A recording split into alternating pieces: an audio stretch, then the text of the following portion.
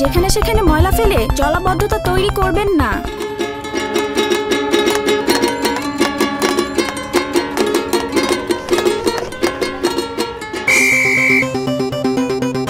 যেখানে সেখানে ময়লা ফেলে জলাবদ্ধতা তৈরি করবেন না।